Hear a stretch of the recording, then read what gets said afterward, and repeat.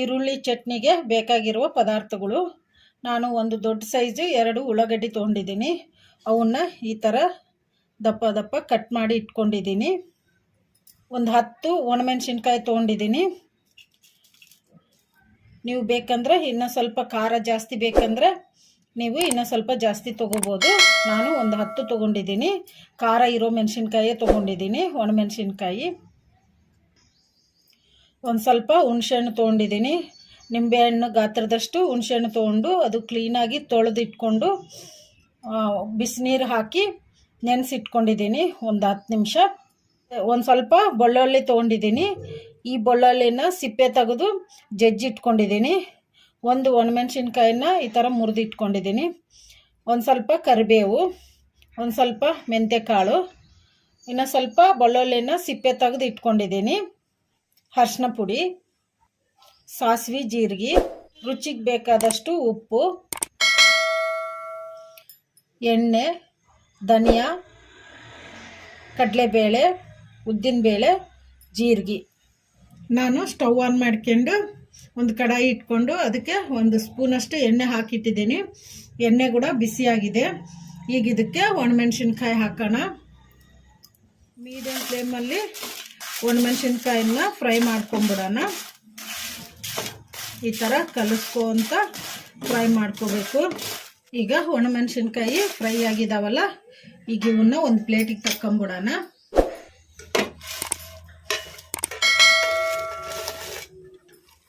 ಈಗ ನಾನು ಮತ್ತೆ ಅದೇ ಕಡಾಯಿ ತೊಗೊಂಡಿದ್ದೀನಿ. ಅದಕ್ಕೆ 1 ಸ್ಪೂನು ಎಣ್ಣೆ ಹಾಕಿ ಇಟ್ಟಿದ್ದೀನಿ. ಎಣ್ಣೆ ಕೂಡ ಬಿಸಿಯಾಗಿದೆ. 1-2 ಸ್ಪೂನು ಧನಿಯಾ ಹಾಕೋಣ.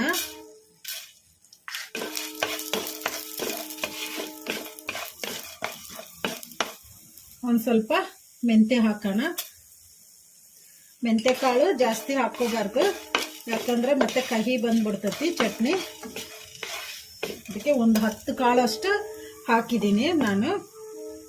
ಇದನ್ನು ಮೀಡಿಯಮ್ ಫ್ಲೇಮಲ್ಲೇ ಈ ಥರ ಕಲಿಸ್ಕೊಂತ ಫ್ರೈ ಮಾಡ್ಕೋಬೇಕು. ಧನಿಯಾ ಕೂಡ ಒಂದು ಸ್ವಲ್ಪ ಫ್ರೈ ಆಗಿದ್ದಾವೆ. ಈಗ ಇದಕ್ಕೆ 1 ಸ್ಪೂನಷ್ಟು ಜೀರಿಗೆ ಹಾಕೋಣ. ಸ್ವಲ್ಪ ಕರಿಬೇವು ಹಾಕೋಣ.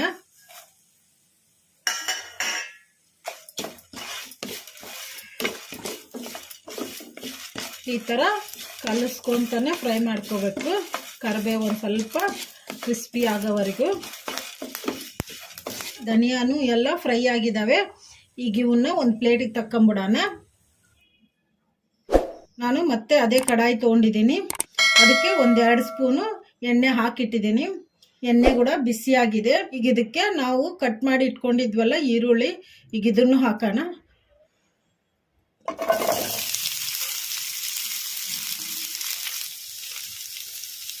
ಕಲಿಸ್ಕೊಂಡ್ಬಿಡೋಣ. ಇದನ್ನ ಮೀಡಿಯಮ್ಮು ಹೈ ಫ್ಲೇಮಲ್ಲಿ ಅವಾಗ ಇಟ್ಕೊಂಡು ಫ್ರೈ ಮಾಡ್ಕೋಬೇಕು.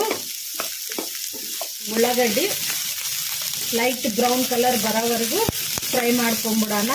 ಉಳ್ಳಾಗಡ್ಡಿ ಒಂಚೂರು ಫ್ರೈ ಆಗಿದಾವಲ್ಲ, ಒಂದು ಸ್ವಲ್ಪ ಉಪ್ಪು ಹಾಕೋಣ.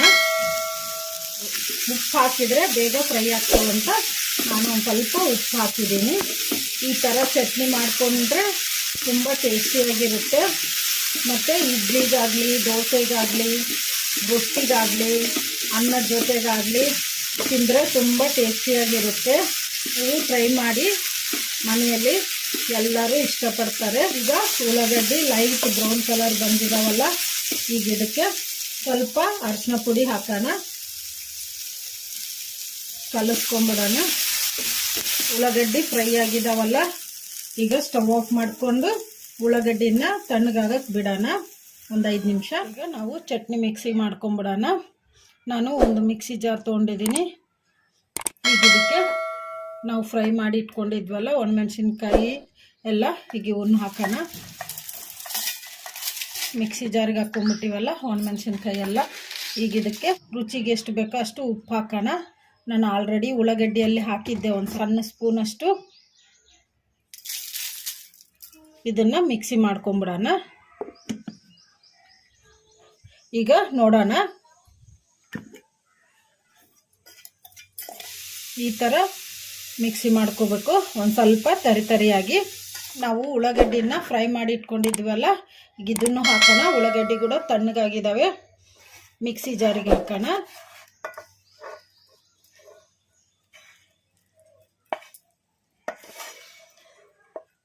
ಈಗ ಉಳ್ಳಾಗಡ್ಡಿನೂ ಕೂಡ ಮಿಕ್ಸಿ ಜಾರಿಗೆ ಹಾಕ್ಕೊಂಡಿವಲ್ಲ, ಈಗ ಇದಕ್ಕೆ ನಾವು ಸುಲಿದಿಟ್ಕೊಂಡಿದ್ವಲ್ಲ ಬೆಳ್ಳುಳ್ಳಿ 1 ಗಡ್ಡೆಯಷ್ಟು, ಈಗ ಇದನ್ನು ಹಾಕೋಣ. ನಾವು ನೆನೆಸಿಟ್ಕೊಂಡಿದ್ವಲ್ಲ ಹುಣಸೆ ಹಣ್ಣು, ಈಗ ಇದನ್ನು ಹಾಕೋಣ. ಈಗ ಹುಣಸೆ ಹಣ್ಣಿನ ನೀರು ಕೂಡ ಈಗ ಚಟ್ನಿಗೆ ಒಂದು ಸ್ವಲ್ಪ ಹಾಕ್ಕೊಂಡು ಮಿಕ್ಸಿ ಮಾಡ್ಕೊಂಬಿಡೋಣ.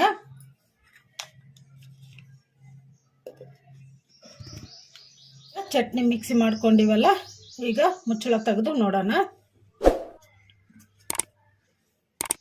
ಈ ಥರ ಮೆತ್ತಗೆ ಮಿಕ್ಸಿ ಮಾಡ್ಕೋಬೇಕು. ಈಗ ಚಟ್ನಿಗೆ ಒಗ್ಗರಣೆ ಹಾಕೋಣ.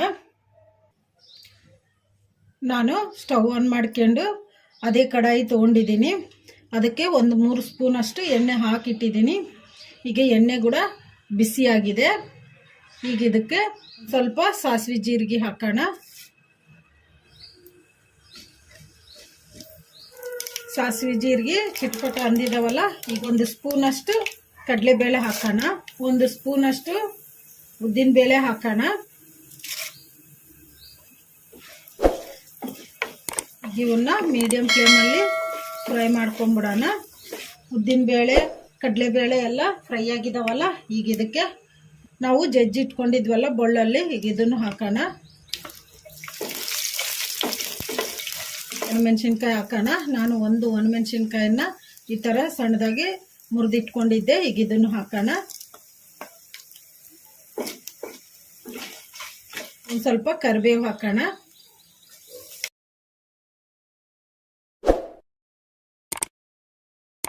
ಒಗ್ಗರಣೆ ಎಲ್ಲ ಫ್ರೈ ಆಗಿದೆ ಅಲ್ಲ, ಈಗ ಇದಕ್ಕೆ ನಾವು ಮಿಕ್ಸಿ ಮಾಡಿ ಇಟ್ಕೊಂಡಿದ್ವಲ್ಲ ಈರುಳ್ಳಿ ಚಟ್ನಿ, ಈಗ ಇದನ್ನು ಹಾಕೋಣ.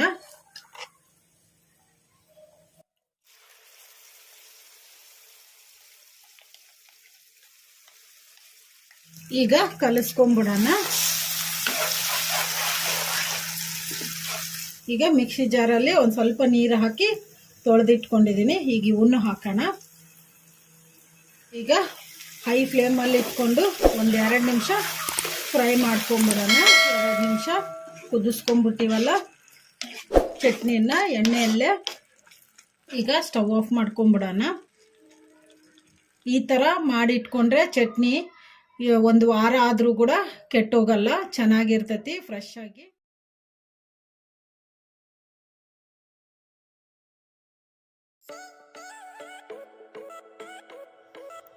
ಈ ವಿಡಿಯೋ ನಿಮಗೆ ಇಷ್ಟ ಆದರೆ ನನ್ನ ಚಾನಲನ್ನು ಸಬ್ಸ್ಕ್ರೈಬ್ ಮಾಡಿ, ಲೈಕ್ ಮಾಡಿ, ಶೇರ್ ಮಾಡಿ, ಕಮೆಂಟ್ ಮಾಡಿ.